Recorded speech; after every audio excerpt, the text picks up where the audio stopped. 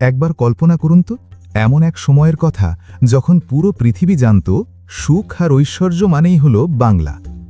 আজ আমরা যে বাংলাকে দেখি ৩০০-৪০০ বছর আগে এই মাটির রূপ কি এমন ছিল?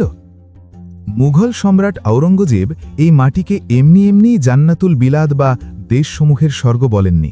কিন্তু কেন কেন রোমান সাম্রাজ্য থেকে শুরু করে ব্রিটিশরা পর্যন্ত এই মাটির জন্য পাগল ছিল? কেন পুরো বিশ্বের সম্পদ একসময় এই বঙ্গোপসাগরের কূলে এসে আছড়ে পড়ত? আজকের ভিডিওতে আমরা সেই হারানো দিনের ধুলো মাখা ইতিহাস খুঁজব। এমন কিছু সত্য জানব যা শুনলে আপনার মনে হবে আমরা কি আসলেও সেই গর্বিত বংশধর। চলুন ফিরে যাই সেই সোনালী বাংলায়। আমরা এখনকার যুগে কোনো দেশ কতটা শক্তিশালী তা মাপি সেই দেশের জিডিপি দিয়ে, তাই না? তাহলে শুনুন, আজকের পরাশক্তি আমেরিকা বা চীন নয়, বরং একসময় পুরো বিশ্বের অর্থনীতির নিয়ন্ত্রক ছিল এই বাংলা। ঐতিহাসিক তথ্য অনুযায়ী মুঘল আমলে সারা বিশ্বের মোট জিডিপির প্রায় 12-25% আসত শুধুমাত্র এই মুঘল সাম্রাজ্য থেকে। আর চমকে যাওয়ার মতো তথ্য হল, মুঘলদের সেই বিশাল আয়ের অর্ধেকের বেশি আসত আমাদের এই বাংলা থেকে। সহজ কথায়, তখনকার সময়ে পুরো ইউরোপের বড় বড় দেশগুলো সম্মিলিতভাবে যত ধনী ছিল, আমাদের এই বাংলা একা ছিল তার চেয়েও বেশি সম্পদশালী। এজন্যই ইউরোপীয় পর্যটকরা বাংলাকে বলতেন সবচেয়ে সমৃদ্ধ প্রদেশ। এবার আসি সেই জিনিসের কথায় যা বাংলাকে সারা বিশ্বে এক অনন্য ব্র্যান্ড হিসাবে দাঁড় করিয়েছিল। তা হল ঢাকাই মসলিন। একে কি শুধু কাপড় বলবেন? না, এটি ছিল বাংলার শিল্পীদের জাদুকরী ছোঁয়া। মসলিনের সূক্ষ্মতা নিয়ে হাজারো গল্প প্রচলিত আছে। বলা হতো মসলিনের তৈরি আস্ত একটা শাড়ি ভাঁজ করে সাধারণ একটা আংটির ভেতর দিয়ে পার করে দেওয়া যেত। ভাবা যায়, রোমান সাম্রাজ্যের রাজকন্যারা এই কাপড়ের জন্য পাগল ছিলেন। এমনকি ইউরোপের রাজপরিবারে মসলিন পরা ছিল আভিজাত্যের শেষ কথা। ঢাকাই মসলিন তখন সোনা বা হীরের চেয়েও দামি ছিল। এটিই ছিল বাংলার সেই সোনালী হীরে, যার কদর করতে পুরো বিশ্ব বাধ্য হতো। ইতিহাস মানে শুধু কিছু তারিখ নয়, ইতিহাস মানে আমাদের অস্তিত্ব। আমাদের এই গৌরবময় অতীতকে বর্তমান প্রজন্মের কাছে পৌঁছে দেওয়াই আমাদের লক্ষ্য। আমাদের এই ছোট্ট প্রচেষ্টা যদি আপনার ভালো লেগে থাকে, তবে ভালোবেসে আমাদের চ্যানেলটি সাবস্ক্রাইব করে পাশে থাকতে পারেন। আপনার একটি সাবস্ক্রিপশন আমাদের সাহস যোগায় আরও গভীরে গিয়ে সত্যকে তুলে আনতে। আচ্ছা, এমন কোনো দেশের কথা কি শুনেছেন যেখানে মানুষ অভাব কি তা জানতই না? মুঘল আমলে আমাদের এই বাংলাকে বলা হতো বিশ্বের ভাতের ঝুড়ি। কিন্তু কেন?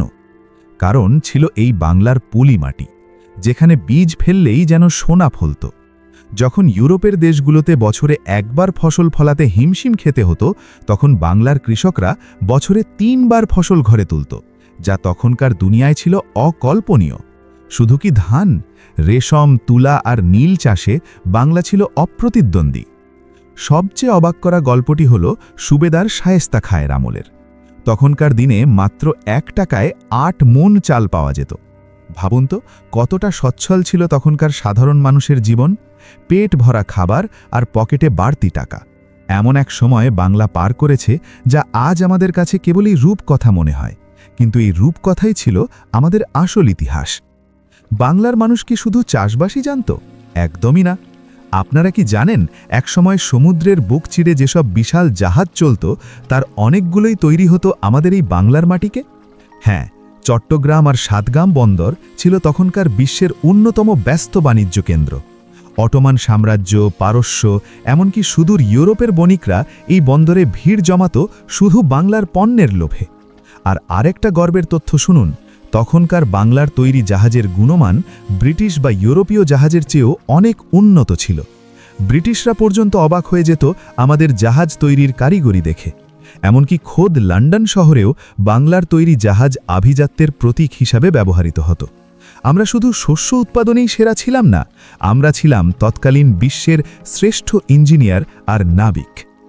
এতক্ষণ তো শুনলেন দেশের ঐশ্বর্যের কথা, কিন্তু তখন সাধারণ মানুষের জীবন কেমন ছিল? তারা কি সত্যিই সুখে ছিল? ঐতিহাসিকরা বলেন, মুঘল আমলে বাংলার সাধারণ মানুষের ঘরেও ছিল প্রাচুর্যের ছোঁয়া। মাটির ঘরে বাস করলেও তাদের দৈনন্দিন ব্যবহারের থালাবাসন ছিল কাঁসা বা পিতলের। মুঘল সুবেদার আর জমিদারদের জাঁকজমকপূর্ণ জীবন ছিল রূপকথার মতো। বুড়িগঙ্গা নদীর তীরে লালবাগ কেল্লা কিংবা আহসান মঞ্জিলের সেই শুরুর দিনগুলোর জৌলুস কল্পনা করলে আজও অবাক হতে হয়। ঢাকা তখন তিলোত্তমা এক নগরী। রাস্তার দুপাশে সুগন্ধি ফুলের বাগান, মুসলিন পরা অভিজাত মানুষ আর বন্দরে নোঙর করা শত শত জাহাজ। এই ছিল আমাদের বাংলার আসল চেহারা। আমাদের স্থাপত্যে যে সূক্ষ্ম কারুকাজ ছিল তা আজও বিশ্বের বড় বড় আর্কিটেক্টদের ভাবিয়ে তোলে। কিন্তু প্রশ্ন হলো, এই রূপকথার মতো সাজানো স্বর্গরাজ্য কেন আজ নেই? কিভাবে এই প্রাচুর্য ধুলোয় মিশে গেল? এর শুরুটা হয়েছিল 1757 সালে পলাশীর আম্রকাননে। মীর জাফরের বিশ্বাসঘাতকতা আর ব্রিটিশ ইস্ট ইন্ডিয়া কোম্পানির ধূর্ততায় বাংলার স্বাধীনতার সূর্য অস্তমিত হয়। এরপর শুরু হয় লুণ্ঠনের এক কালো অধ্যায়।